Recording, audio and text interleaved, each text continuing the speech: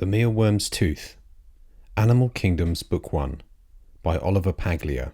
In the beginning. Once there was the void, nothing but eternal darkness.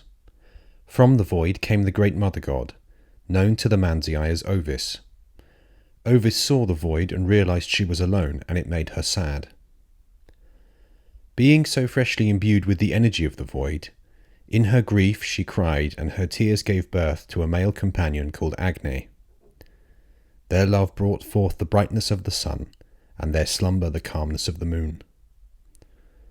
As Ovis had made Agne through sheer force of feeling, so Ovis and Agne together made Zeus, Lupus and Taurus.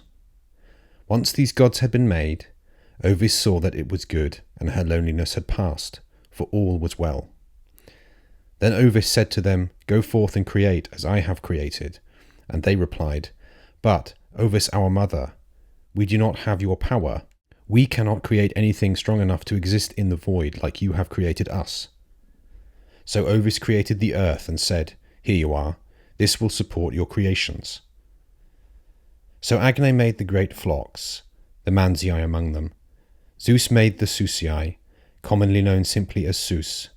Lupus made the keen-eyed and noble Lupii, and Taurus made the brave, sturdy Taurons. They roamed the earth in great herds, flocks and packs, sometimes fighting, sometimes peaceful, but always respectful. And as time wore on, the moment of their creation grew vague in the animals' minds. This made Ovis sad again, so she made many more creatures of her own, great and small. But as the gods marvelled at their creations, the void began to shake. So much power had the gods unleashed. From it came a hairless creature, of great interest to them. At first it was scared of them, and it ran around the earth again and again to escape them. Eventually they caught him, and seeing that they were no danger to him, he stood and listened to them. In time they called him Glaber, and he became great friends with the gods. One day he asked Ovis how the gods and the earth had come into being. So she told him, "As you did, from the void." Then he asked, "But why can I not create as you do?"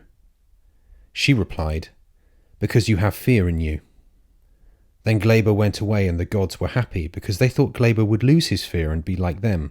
But instead his fear turned into resentment of the gods, for they could create and he could not. As he looked upon Ovis, he saw her unquestioning love for him and the other gods. So he went before her and asked, "Great Ovis, mother of the gods, please let me have the joy of creation as you have." So in pity, Ovis granted him the gift of creation. With this newfound power, wanting to better the gods through envy, Glaber created the Geigers, earth giants in his image. At first they were curious and elegant, but soon after they learned they could gorge on the soil of the animal kingdoms. But when that was almost spent, they devoured the flesh of the animals. Ovis saw this and wept, and when the gods saw her weeping they grew angry and went to Glaber, demanding he stop the Geigers. But Glaber laughed, mocking the gods and challenging them to battle. Then Glaber flew to earth and assembled his army of Geigers.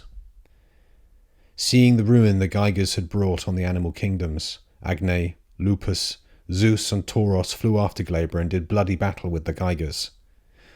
For an age the battles did last, generations of Manzi, Zeus and all animals watching its bloody charade pass by.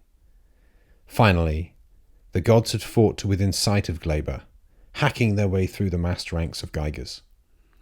But as they drew near to him, in fear Glaber grabbed a female Geiger. Domina was her name, and forced himself upon her so she bore his child.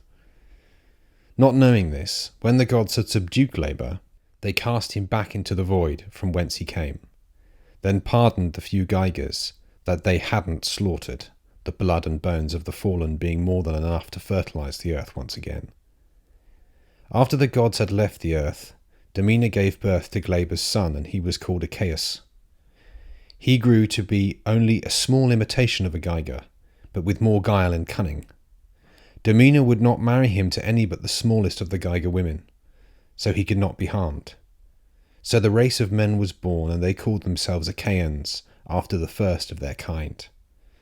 They grew rapidly in number, for they bred quicker than the Geigers. Filled with the envy of his father, Achaeus sought to subdue all the animal kingdoms. Seeing this, the gods grew angry again and prepared for war once more. But Ovis, still crying with sadness from the loss of the last war on earth, held them back, saying, "I gave creation to Glaber.